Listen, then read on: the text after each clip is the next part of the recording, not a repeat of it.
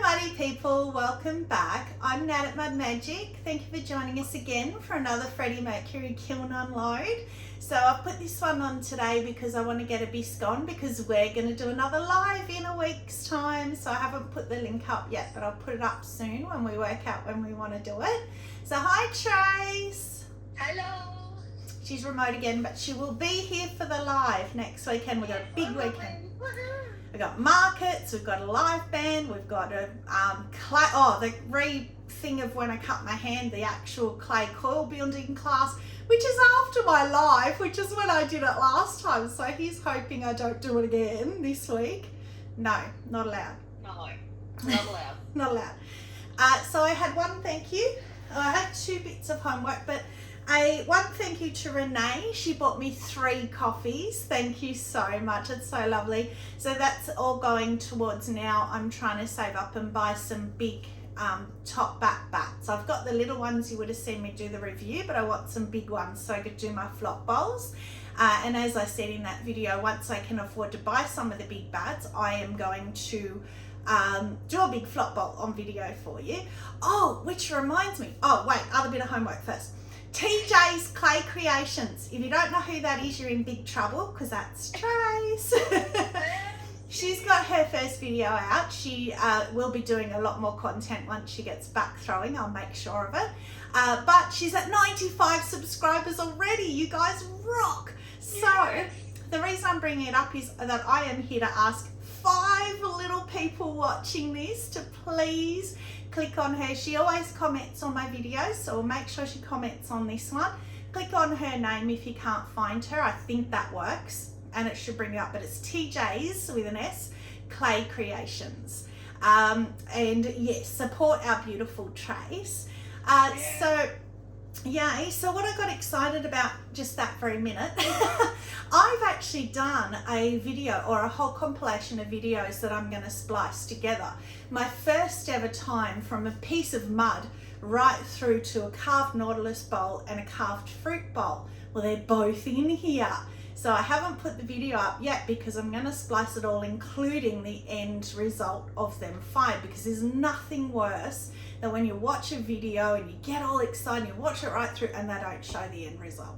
So I wanted to wait, show the end 5 result, even if it's a disaster. The carved one I'm thinking might be cracked because it was very fine in some areas, but I went ahead with it anyway for that video. Even has me trimming in it. So it's my first trimming video, so be kind. So Karen at Barehead Pottery's been begging me to put up a trimming video, so this is my first attempt. So let's get into it. The top shelf is very interesting. I haven't given anybody a sneaky peek bar my own eyeballs this time because it's the refire. Remember, I think it was the last Kiln unload when I said top shelf, hate. Trace laughed because it was one piece on the top shelf. Was that the last video? That was it. Yeah. So it was purple underglaze with a heart transfer with all little hearts, and they're all different coloured underglazes, but the purple was too dark, so it ate the colour. So I had to go over it with something dark, and I'm thinking, oh, what am I going to do? And of course, my brain, I changed about 50 times, even to the point where I glazed it. I put the obsidian all over it. I did 3 coats because I've had the problem before. When you completely change your glaze with a refire, it quite often crawls and doesn't work. So, and you can see the underneath underglaze through. So I put 3 coats of obsidian, which I wouldn't normally do. I'd normally put 2. And I was going to do the Northern Lights. And I was going to put them on Stevie. I was going to spin it, glaze the spirals. I didn't even do that. I don't even know why. I did the obsidian, then I went, oh, you know what? I'm going to do a frozen pond plate. Charcuterie board. Wow, it's rolling off the tongue now. Charcuterie. And so, okay, so I did a charcuterie. No, sorry, I did a frozen pond, but I did a pink. Oh. But it's not a frozen pond, but it's interesting. So let's have a look. So he's still a bit hot, so might need my gloves further down. She can't see. I can see. Tiny little I'm trying to peer into the bottom of my phone. You guys probably can see it more than she can. So, it's really interesting. So what I did was, the obsidian, the dots, you can see the circles here. I don't know if you can see on camera, but Yeah, there's you can. the circles here of the running hot chowder, which is what you do with the frozen pond. And then the normal one is iron luster over, or there's the autumn purple, or there's what's the other one we did? Smoky Mallow, and it had the purpley colour on it. Those sort of ones. But I thought, me being me, I'm going to go with hot pink from Spectrum. Didn't even think about the fact that it would run all over my kiln shelf. Didn't put it on a cookie or anything. Guess what? It never ran. So it. But that's good. Oh, except because you've gone around the side as well. Oh, a bit cray. But it didn't run. So lucky. Very lucky. Not one bit ran. But what I love, well, the weird thing was when I did the second coat, so I did 2 coats of the pink, hot pink. And again, the reason for that was that I didn't want the colour underneath the previous glaze to show through. So when I did the second coat, it was bubbling. It was like this lava popping bubbly bubbles, but they were bubbling real slow. And then they would pop and they'd go down, but it wouldn't stop. And I was rebrushing and it kept happening. And I thought, you know what, I'm just going to run with it and see what Freddie can do for me. But the beautiful thing is, where I've done the obsidian and the running hot chowder, it's given this opal kind of blue effect in the lines and in the dot. Lines, yeah. So It's kind of a bit metallic-y. it is, but there's also a little bit of browny kind of, because running hot chowder is a bit brown. But like if you look here at this vein in particular here, it's almost like as though it's silver. Oh, it's beautiful. And it's all kind of, it hasn't pinhole, but it's kind of, that might be the bubbles, but they were bigger than that. But I love that effect, and it's only where the running hot chowder dots are. So in between, it's not like that. So It's kind of like your, I was going to say like your oil spot, like your snow. yes. But it's not really. It's Yeah, but really kind of. fine. Yeah, it's small like that. But gee, I love it. The more I look at it, the colour, what's happened with the obsidian, because obsidian is blue. I keep telling you guys it's not black, it's blue. It's why you get these blues when you put things like iron luster or running hot chowder on it, or light flux or dark flux. You get blues because they're really deep blue. So that is why. But gee, that's interesting. I could just keep looking at that. And the silver, in fact, all the threads running through are silver. I don't know, is that coming across? It's got not really, no. Yeah. When you tilt it back and forth, it's kind of iridescent, kind of metallic-y. Yeah. You can kind of get it a little bit. Wait till you see it next weekend. Again, I'll try, it is night time now, but I'll try and have a look in the sun. There was one that I promised last time and I said I'd do it in the sun. No, it wasn't. It was the time before. It was a nebula blue, and Trace said, oh, you have to do it in the sun. Well, when I went put it in the sun, it was worse. So that's why I didn't. Oh. So that's why I'm saying now I'll look at it in the sun, and if it works, I'll put up a short. So just filling the shelf. Yeah, it's a bit hot. Because once you grab the shelf and lift it, you can't sort of do too much about it because they're so heavy. So now I don't even know what's under here.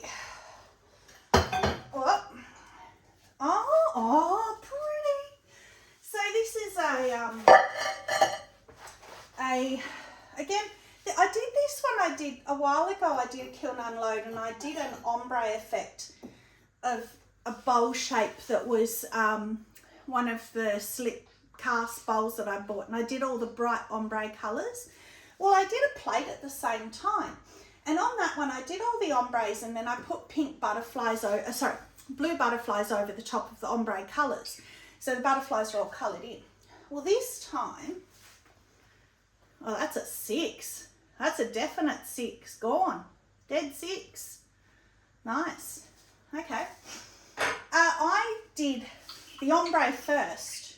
No, I didn't. I did the butterflies first, I left the paper on, so I cut round them real carefully, left the paper on, put the butterflies on, ombre over the top, then peeled the paper off the transfers. And oh my God, I love it. Oh, that's gorgeous. That's so pretty. Yeah.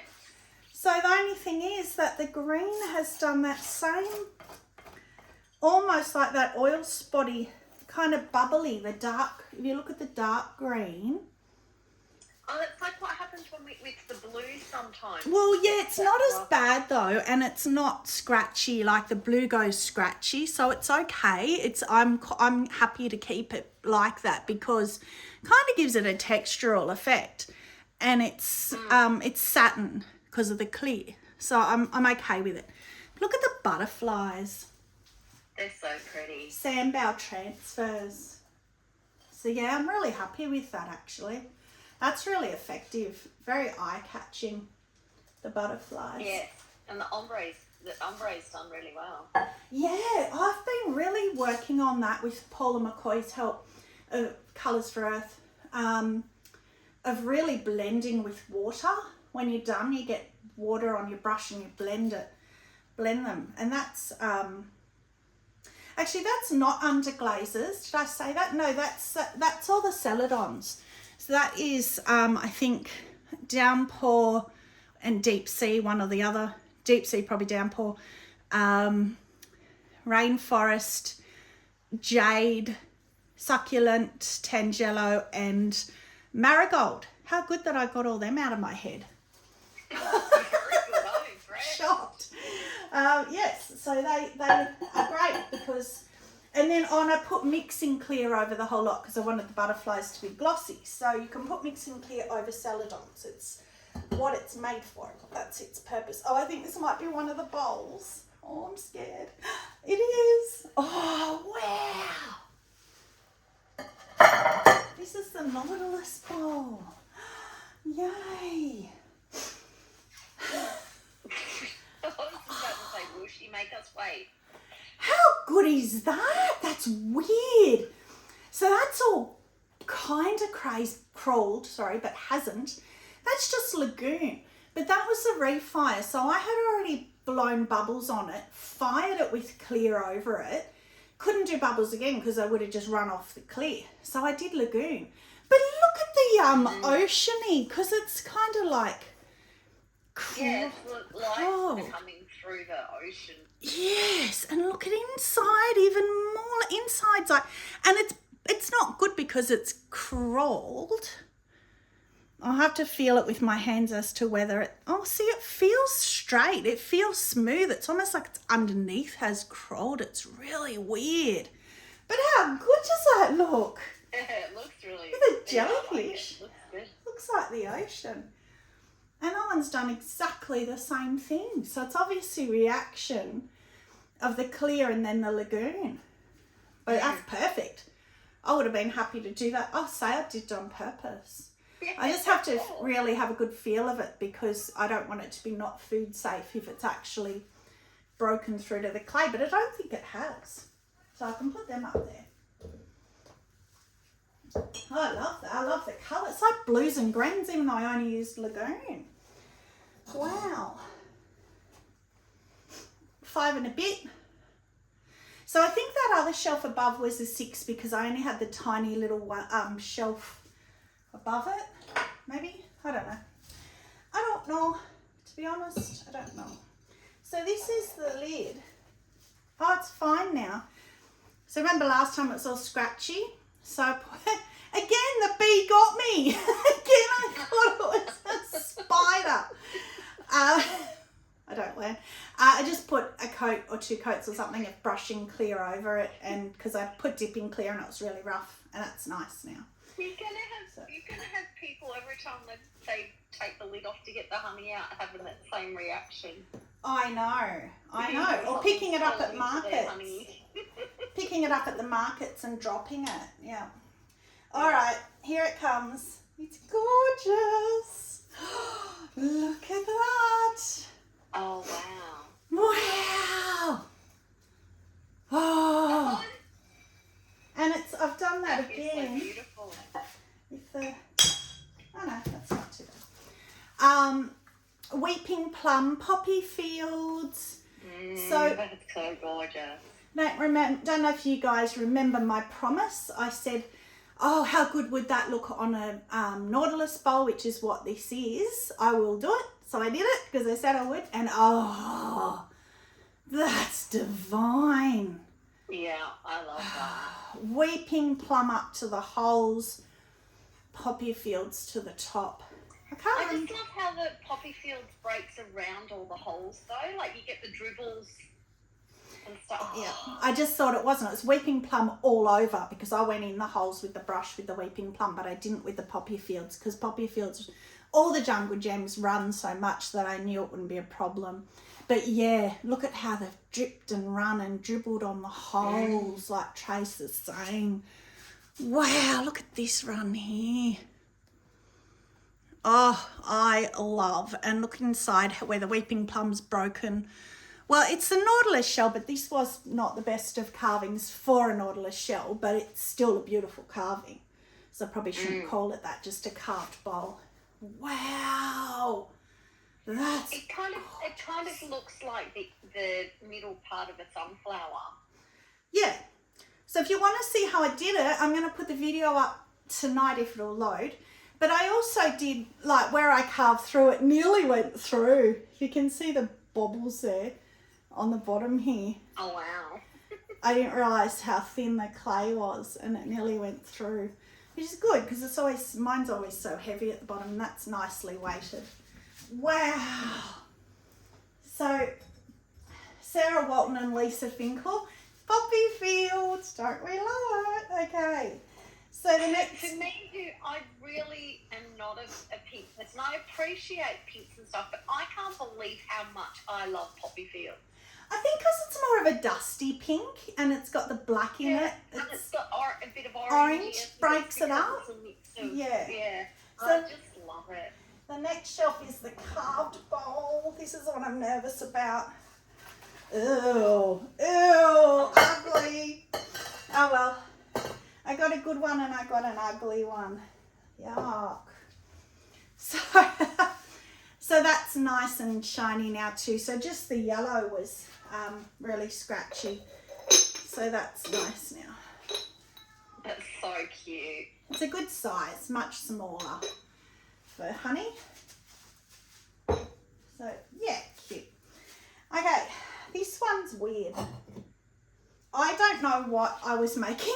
Oh, I got all the stuff in it again. That's the worst I've seen. So this was just an extra bit of turquoise and black marble that I had. Pulled it and then it went weird on the wheel, so I went with it and like pulled the sides out and I really dislike it immensely. So I don't care that it's got the gritty sand all in the bottom, and that's the worst. Which is good, you guys can finally see what I'm talking about and what on earth it is. So Sarah said it could be grog kicking around. It always ever seems to land, oh no, it's landed in one other piece as well. There's none on this shelf, but there were on shelves above because I had those two plates. So it was on two shelves, so there was more. So can it fly down two shelves to the bottom if it can? It must go off the sides of the shelf. So it must just turn and then go off the sides, which means it would go all the way to the bottom and then kick back in. Yeah, but I'm really careful with that because that's what I figured. So I only put it in the middle, like really careful. I don't know. It's very frustrating. So this was the Refire Rainforest. Oh, it's completely gone. I can't even see. There was that little dab of bare clay. I can't even see where I put the glaze to refire it. How great is that? So I brought the lid out just so I could have the lid here. I love that. I love rainforest. And I forgot to say in the last unload when it came out, it's rainforest. Yeah, because I was saying, you know, Karen, you got to love it, but didn't say what she has to love. But she knows because we've always got this dispute about rainforest. However, it's got the sandy bits in the bottom too. Oh. So, I don't know if that's too much of a problem because they're not on the side. They're only down in the very bottom. I don't know. Put it in my seconds, I suppose. It's just such a shame because it's gorgeous. All right. Oh, I do have it. I was going to say I have no choice, but I do have a choice because I have cones. 6. Just about a 6. Okay. All right. Ready? Be prepared. It's ugly. Ugh. See, Trace goes silent again. Means it's ugly. It's the green. It's that Emerald Falls, but usually when it's on Honey Flux, I like it, but it's gone darker. Hasn't lightened as much as it has in the past, so yuck. But the bowl's beautiful. The carving and the shape and everything of the bowl is gorgeous. And you know what? It hasn't cracked. It hasn't cracked. Look at how close I got here between those two petals. That's where I thought I was going to lose it. This little bit here between those two. And it hasn't. However, if you can just focus on this bit here. Lavender mist, raspberry mist on Honey Flux. Isn't that pretty? That part's pretty. It's just the green. Yeah, I wish I had used Norse blue or something now. I don't want to refire it because it's going to crack for sure. But I like the dribbles on the back. Where it's dribbled. Before, the back's pretty. Yeah, probably because they're separated from each other. They're not over the top. But if you just look there, the pink and the purple, lavender mist, raspberry mist on Honey Flux. How beautiful. It's eye-catching though, so someone will love it. Yeah, look, you know what? Even people that are watching this, I know from past that you guys, I'll have 1 or 2 people go, oh, I love that bowl. So let me know if you do. That's fine. It's just personal taste. Again, nothing wrong with it. Just don't like green. Me and green. If I can get the pastel green, I like it, which is what I was going for with the Honey Flux, but did not get there. Oh, you know the funny thing, that reminds me of the interesting thing I found really interesting. That black and white leaf carved from last time or the time before, the one I did in honour of Trace, the leaf carved bowl, and all I did was the black underglaze wiped back. Said I hated it. I still hate it. It almost went viral. This thing went off. Like, everybody loves it. And, you know, or people, I don't know, just online, just commenting on how much they love it, sharing it, liking it, friends as well. But the amount of feedback I got from it was just unbelievable. So, you know, this is what I'm saying. When you sell at markets, you have to do things that you don't necessarily like. You can't just always do, if I just did my taste buds, that would have been just pink and purple. So, which maybe probably would have been better. But, I don't know. Somebody will like it. So that's it. This. I was about to say I don't have a Kiln favourite. Well, thank goodness for this one because that saved the whole Kiln. Yeah, that's stunning. Oh, stunning. That's almost a keeper. Might be a keeper. I think the problem with these, they don't seem to sell too quickly. People can't see a purpose because you're going to think, well, salad's going to fall out the holes. And it's not completely carved for a fruit bowl like the flower one is. So they kind of sit around. But that's so pretty. And my pink crying bowl, which I thought the same thing with the jagged rim would sit around. Well, it sold, I think, within the first hour of the market, it sold. So when I said I was going to keep it, I sold it. So, you know, we shall see. So I've got markets next weekend, Trace coming up. We shall see how it goes. So that is it. Oh, well, I keep holding that one. So that's it. So next week will be our live, I hope. But last one was such a disaster, I don't want to jinx anything. So that's it. So thank you very much for joining. Stay muddy and have a magic day. Bye.